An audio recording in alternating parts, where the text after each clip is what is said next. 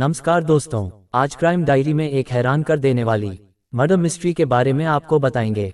अगर आपको वीडियो अच्छी लगे तो वीडियो को लाइक और चैनल को सब्सक्राइब जरूर कर देना। ये वारदात है यूपी पुलिस के एक इंस्पेक्टर की। उनके घर के बाहर ही गोली मारकर हत्या कर दी जाती है। सीसीटीवी कैमरों की फुटेज खंगालने पर पता चलता है कि वारदात के वक्त हुडी पहने एक शख्स साइकिल पर उसी इलाके में घूम रहा था, मगर उसका चेहरा किसी कैमरे में कैद ना हो सका, इसलिए पुलिस उस तक नहीं पहुंच सकी। उसी दौरान पुलिस को इंस्पेक्टर की कार से एक जीपीएस डिवाइस बरामद होता है और फिर एक ऐसी साजिश का खुलासा होता है जिसे सुनकर हर कोई दहल जाता है। करीब 75 दिनों से रची जा रही थी एक खूनी साजिश और निशाने पर था यूपी पुलिस का एक तेज तर्रार इंस्पेक्टर। पुलिस की छानबीन के दौरान इंस्पेक्टर की कार में लगा मिला एक खुफिया जीपीएस जांच आगे बढ़ी तो सोशल मीडिया के जरिए हथियारों की खरीदारी का पता चला और फिर दिवाली की रात पटाखों के शोर में फायरिंग तो हुई, लेकिन गोलियों की आवाज कहीं गुम हो गई। कातिल अपने मकसद में कामयाब हो चुका था। ये करीब एक परफेक्ट मर्डर था जिसे सुलझाने में यूपी पुलिस को इस कुनकुने मौसम में भी पसीने छूटने लगे। लेकिन कातिल की एक गलती से न सिर्फ 6 दिनों की कोशिश के बाद ये केस सुलझ गया, बल्कि जब इस मर्डर केस के पीछे छुपे असली किरदारों का पता चला तो मारे गए पुलिस इंस्पेक्टर के घर वालों के साथ साथ खुद मामले की जांच कर रही पुलिस भी हैरान रह गई। इस कहानी की शुरुआत होती है इसी दिवाली वाली रात से। लखनऊ के मानस नगर के रहने वाले पुलिस इंस्पेक्टर सतीश कुमार सिंह अपनी पत्नी भावना और 10 साल की छोटी सी बेटी साथ राजाजीपुरम में एक रिश्तेदार के घर दिवाली मनाने गए थे। माहौल बेहद खुशगवार था, लेकिन दिवाली सेलिब्रेशन के बीच ही देर रात भावना की तबीयत कुछ ऐसे बिगड़ी कि उसके लिए अपने रिश्तेदार के घर में एक पल भी रुकना मुश्किल होने लगा। लिहाजा इंस्पेक्टर सतीश अपनी पत्नी और बेटी को साथ लेकर वापस मानस नगर के लिए निकल पड़े। चूंकि पत्नी भावना की तबीयत ज्यादा ही खराब थी, वो और उनकी बेटी दोनों गाड़ी की पिछली सीट पर सो गए, जबकि सतीश ड्राइव करते हुए घर तक पहुंचे। लेकिन रात करीब 2 बजे के आसपास जैसे ही गाड़ी मानस नगर में घर के बाहर रुकी और इंस्पेक्टर सतीश घर का गेट खोलने के लिए गाड़ी से नीचे उतरे, अचानक एक के बाद एक गोलियों की कई आवाजें सुनाई पड़ी और इंस्पेक्टर सतीश खून से लथपथ होकर अपने घर की दहलीज पर लुढ़क गए। पहले तो कार में सो रही भावना और उनकी बच्ची को इस वारदात के बारे में कुछ पता ही नहीं चला, लेकिन जब एक के बाद आखिरी गोलियों की आवाज भावना के कानों में पड़ी और उसने गाड़ी से बाहर झांक कर देखा तो पाया कि उसके पति इंस्पेक्टर सतीश जमीन पर पड़े हुए हैं। इसी दौरान भावना की नजर गाड़ी के बगल से तेजी से भागते एक हुडी पहने हुए शख्स पर पड़ी। भावना ने फौरन गाड़ी से उतरकर अपने पति को संभालने की कोशिश की, लेकिन उनकी हालत देखकर घबरा गईं और बुरी तरह से चिल्ला कर रोने लगी। भावना ने ही इस वारदात के बारे में पुलिस को इत्तला दी और आनन फानन में मौके पर पहुंची पीसीआर और कृष्णानगर थाने की टीम ने सतीश को उठाकर अस्पताल पहुंचाया। लेकिन जब तक उन्हें अस्पताल पहुंचाया जाता तब तक उनकी जान जा चुकी थी। डॉक्टरों ने इंस्पेक्टर सतीश को मुर्दा करार दे दिया। चूंकि मामला कत्ल का था, पुलिस मामले की खबर मिलने के साथ ही मामले की छानबीन शुरू कर चुकी थी। पुलिस को पता चला कि इंस्पेक्टर सतीश कुमार सिंह पीएस बड़ी ई की एक यूनिट में तैनात हैं और उनकी पोस्टिंग प्रयागराज में थी। सतीश दिवाली की छुट्टियों में कुछ दिन पहले ही घर लौटे थे और अब ये वारदात हो गई। पर सवाल ये था कि आखिर इस वारदात के पीछे कौन था? आधी रात किसने ली इंस्पेक्टर सतीश की जान? क्या थी इस वारदात के पीछे की कहानी? रात के अंधेरे में हुडी पहनकर आया कातिल कौन था? अब ऐसे कई सवाल पुलिस के सामने थे उसे जिनकी तह तक जाना था। पुलिस ने मामले की छानबीन के लिए कई टीमें बनाई, जिन्हें घरवालों से, सतीश के सहकर्मियों से और पड़ोसियों से बातचीत कर उनके बारे में ज्यादा से ज्यादा जानकारी जुटाने का जिम्मा दिया गया। साथ ही पुलिस की कई टीमें सतीश के घर के आसपास लगे सीसीटीवी कैमरों की फुटेज भी खंगालने लगी। इस छानबीन के दौरान पुलिस को कई चौंकाने वाली बातें पता चलीं। खुद इंस्पेक्टर सतीश की पत्नी भावना ने उनके बारे में कई अजीब बातें बताईं। भावना ने कहा कि उनके पति सतीश बहुत आशिक मिजाज किस्म के इंसान थे और शादीशुदा और बाल बच्चेदार होने के बावजूद उनके न सिर्फ कई लड़कियों से रिश्ते थे, बल्कि कई बार सतीश उनके घर में होने के बावजूद दूसरी लड़कियों को घर लेकर आते थे। यहाँ तक कि एक बार उनकी 10 साल की बच्ची ने खुद अपने पापा को ऐसा कुछ करते हुए रंगे हाथों पकड़ लिया था। भावना का कहना था कि सतीश ने अपने एक दूसरे मकान में ऐसी ही कुछ लड़कियों को किराए पर भी रखा है जिनसे उसके रिश्ते हैं। सतीश के बारे में ऐसी बातों ने पुलिस को इस पहलू की गहराई से छानबीन करने के लिए मजबूर कर दिया।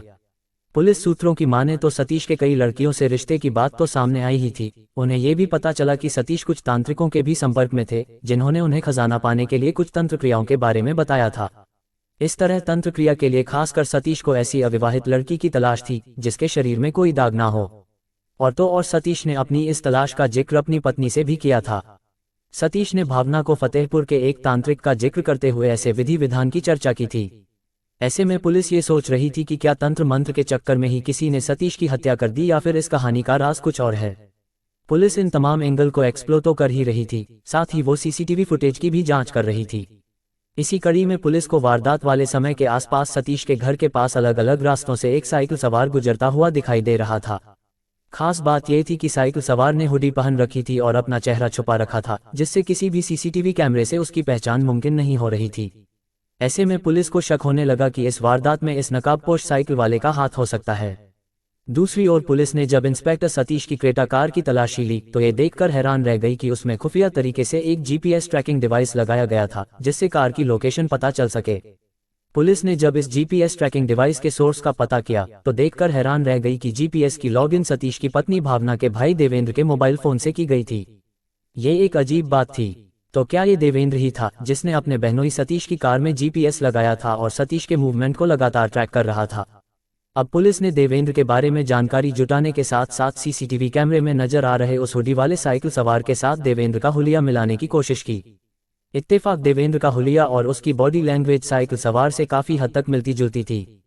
तो क्या ये देवेंद्र ही था जिसने अपने बहनोई का कत्ल किया था? कहानी लगातार नए नए मोड़ लेती जा रही थी। तफ्तीश में सतीश के साले देवेंद्र का नाम सामने आने के बाद आखिरकार पुलिस ने उसे गिरफ्तार कर लिया।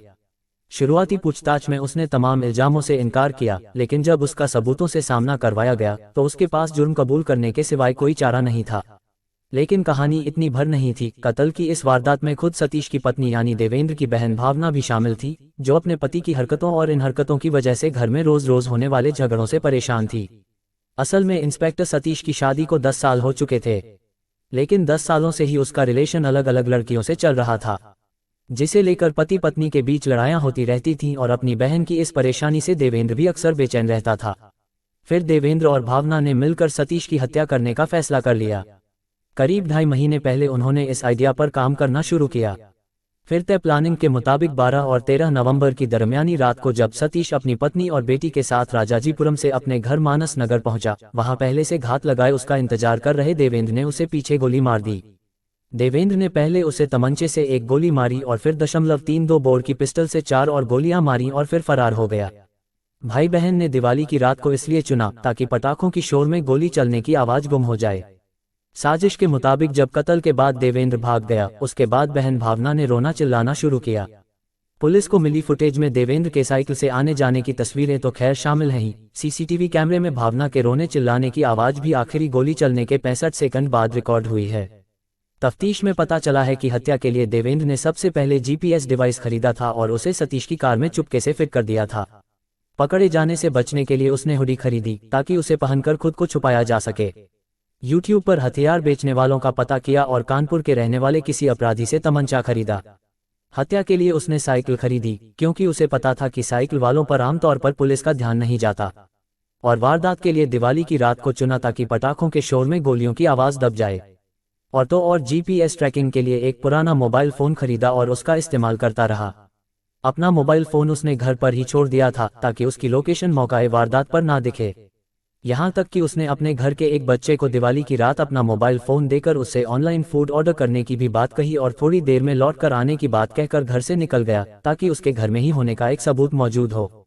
वो अपने साथ जीपीएस ट्रैकिंग वाला दूसरा मोबाइल फोन लेकर गया था, लेकिन सीसीटीवी फुटेज, जीपीएस ट्रैकर, दोनों फोन की अलग अलग लोकेशन और बाकी सुरागों की मदद से आखिरकार पुलिस ने इस मामले का खुलासा कर दिया। इस पूरे मामले की खास बात यह रही कि कत्ल के आरोप में गिरफ्तार देवेंद्र इंजीनियर है। उसने बैंक पीओ की भी तैयारी की थी और 4 साल तक बैंक में नौकरी कर चुका है। इसके बाद वो यूपीएससी की तैयारी कर रहा था ताकि बड़ा अफसर बन सके, लेकिन इससे पहले ही वो हत्या की वारदात को अंजाम देकर जेल चला गया।